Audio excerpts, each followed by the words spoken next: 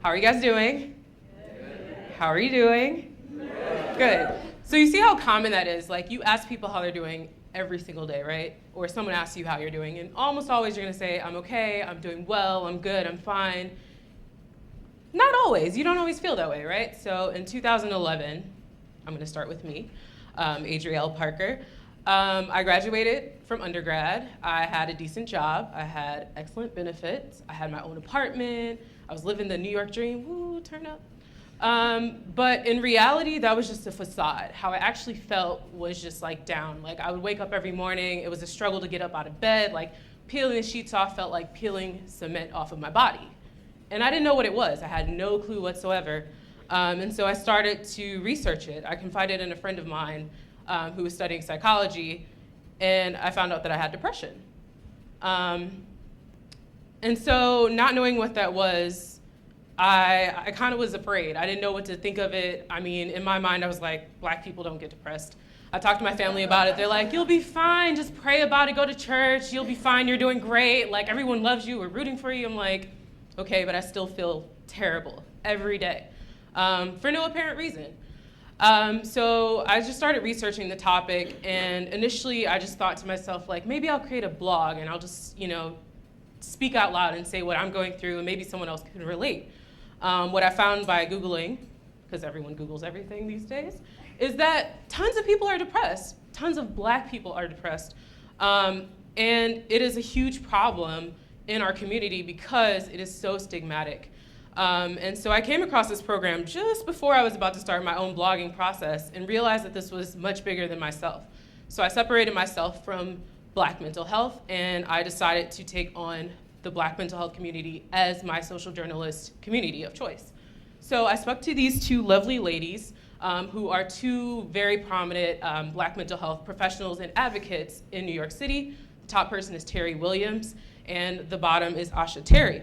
And so speaking to them, along with some other professionals, I came up with this list of sort of like these key issues that are prominent in the Black mental health community. So as I mentioned, stigma, like, people don't want to admit it. In the Black community, you see another person and it's just like, I'm strong, I'm gonna push through, I don't need to acknowledge any sort of mental distress. Preventionary versus reactionary care, that's everywhere you go.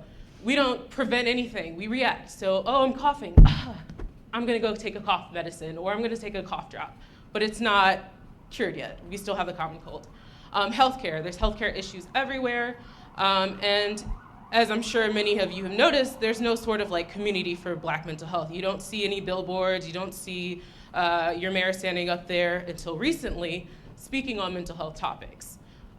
Stories aren't being aggregated, so you don't really hear the individual stories of people, which I found were the most important things to discuss. And then also lack of engaging resources. Something that may be okay for the general population may not be something that I myself can relate to. So after I came up with these key issues, after speaking with professionals, I went to the most important people, the community. Again, separating myself, just because I've experienced depression as a Black woman does not mean that my story is everyone else's story. So I kept those two things separate. I thought that I was just gonna go find like an AA version of Black people like congregating talking about mental health. No one's doing that, at least not yet. So instead I took to social media, Twitter, Black Twitter, that is a thing. So many people were on there. All I did was put in key searches, Black mental health or hashtag Black mental health, endless topics from people just chatting back and forth about their issues. And the thing about Twitter that differentiates from Facebook is that people can remain anonymous.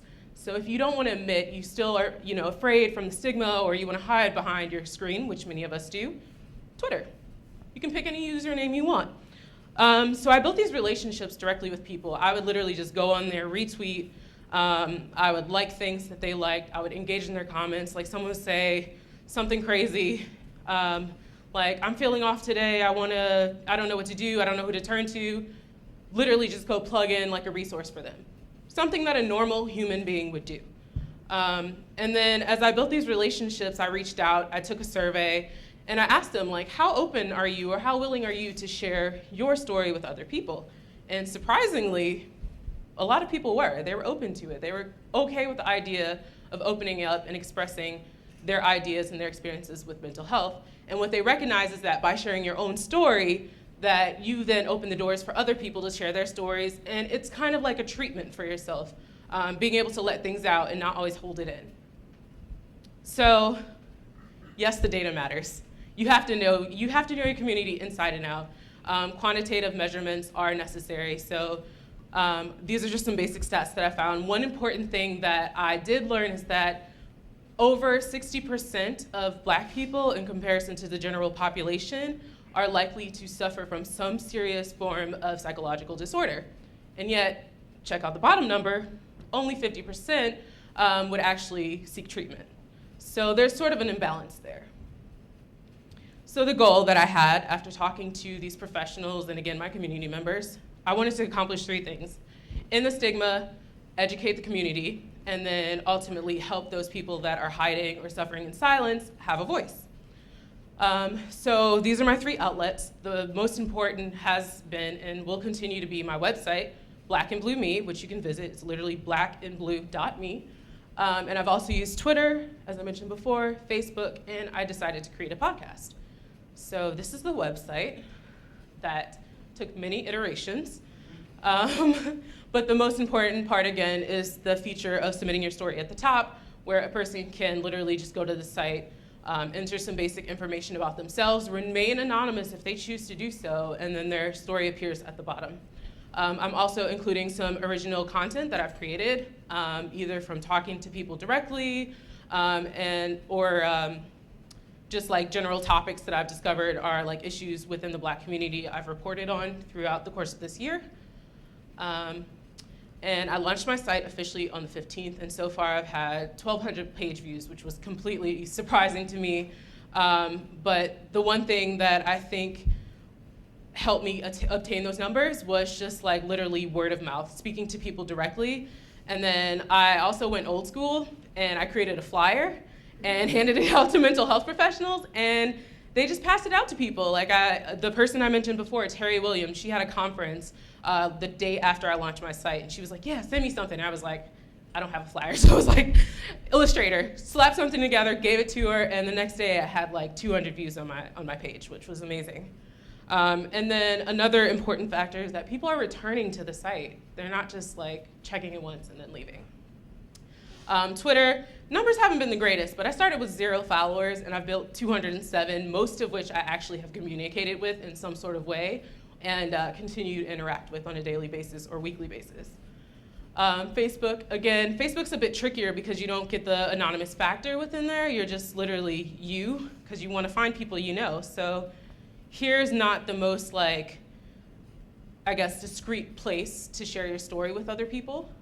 So the numbers have been kind of slow to climb.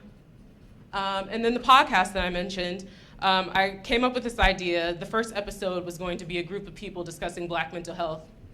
The day of the recording came, one person showed up. So in true journalist fashion, I went with it and I came up with this podcast. And we just discussed the topic of Black mental health.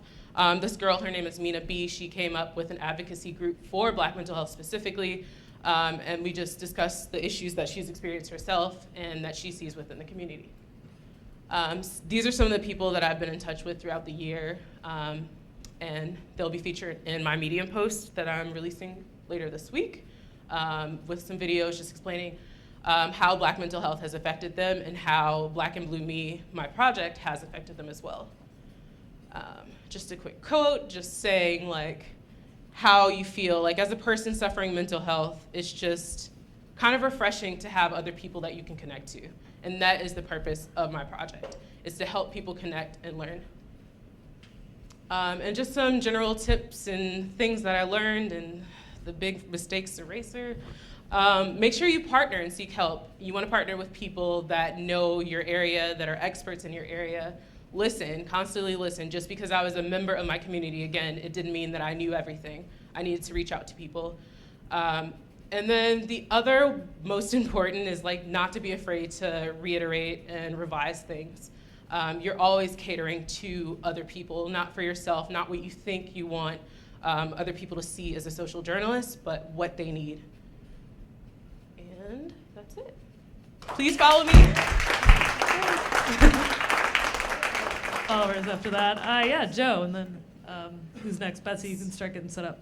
What was it that made you make the connection between depression and being a black woman, a black person? What made you associate those two as opposed to just being depressed or some other? So just pretty much the stigma. So within the Black community, that is not a thing. Like, you don't recognize any sort of mental health profession or mental health issue. I mean, it's just not, it's not acceptable. It was something that, like, I've heard people say in passing, like, oh, that person's crazy, or, you know, they're fine, like, they're just going through a phase or whatever else. But in reality, these are issues that people are dealing with long term, and just not acknowledging and not seeking treatment.